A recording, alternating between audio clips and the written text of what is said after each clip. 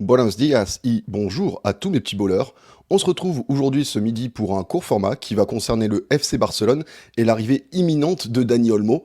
L'arrivée de Dani Olmo est-elle une bonne idée pour le joueur? Est-elle une bonne idée pour le FC Barcelone? On va justement en parler tous ensemble dans ce petit court format. Et avant de commencer, n'hésitez surtout pas à liker la vidéo s'il vous plaît pour aider au référencement et au développement de la chaîne.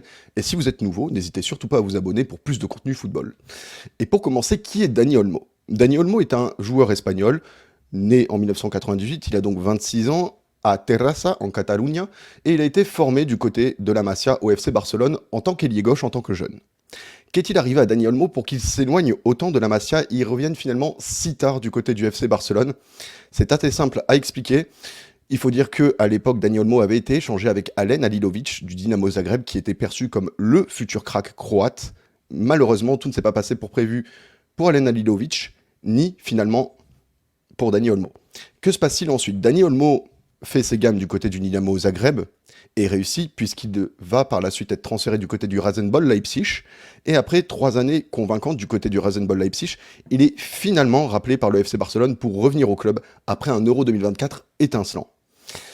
Quel est le profil de Dani Olmo? Dani Olmo est typiquement un meneur de jeu, même si formé lié. C'est-à-dire qu'il peut jouer en soutien de l'attaquant, il peut jouer comme meneur de jeu excentré sur les ailes, il peut même jouer comme faux neuf, mais il peut aussi jouer comme milieu, parmi le plus offensif des trois, avec bien sûr, bien entendu, un 8 et un 6 derrière.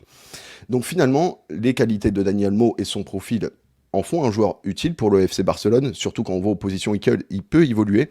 On parle finalement d'un Dani Olmo et peut-être pas d'un Nico Williams si Dani Olmo se fait. Ce qui pourrait s'expliquer, Dani Olmo peut aussi bien jouer à gauche que à droite, en faux neuf ou même dans le milieu à 3.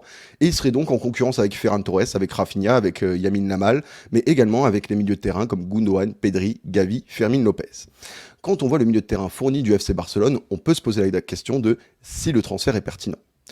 Je pense que le transfert est pertinent parce que finalement, quand on fait les comptes, Gundogan est à 1 an de fin de contrat, Pedri est actuellement blessé, Gavi est actuellement blessé, Fermin Lopez est encore très jeune, et même s'il te reste Frenkie de Jong qui revient d'une blessure avec la sélection hollandaise, finalement ton milieu n'est pas si fourni que ça.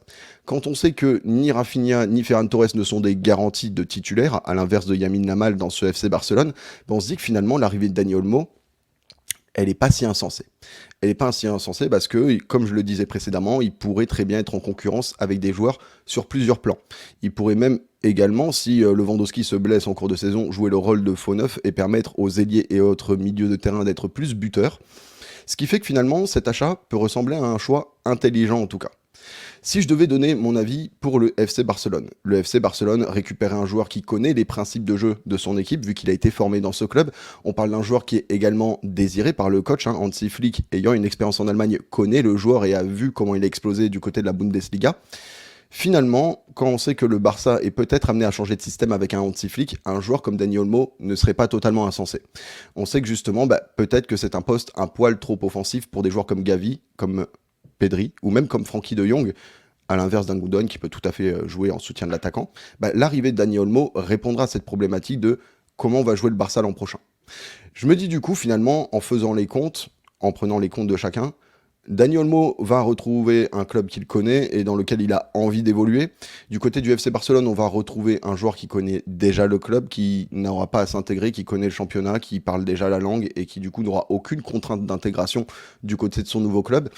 Et du côté finalement du Rasenball Leipzig, tu récupères le prix que tu attendais pour le joueur. On sait qu'il y avait une clause de 60 millions pour Dani Olmo, elle n'est plus valable à l'heure actuelle. En revanche, il y avait un arrangement entre Dani Olmo et entre Leipzig pour laisser partir le joueur dans le club qui lui correspondrait s'il y avait des offres satisfaisantes proches de la clause.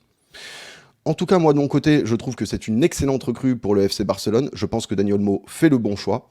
Je vous laisse vous me donner votre avis dans les commentaires. Est-ce que c'est une bonne idée ou non de signer Dani Olmo au FC Barcelone? N'hésitez pas à donner vos avis en commentaire. N'hésitez pas à liker la vidéo si elle vous a plu. Et n'hésitez pas à vous abonner si le contenu vous a plu. Merci à tous d'avoir participé. C'était un petit puzzle de mots et de pensées. Que le football français repose en paix.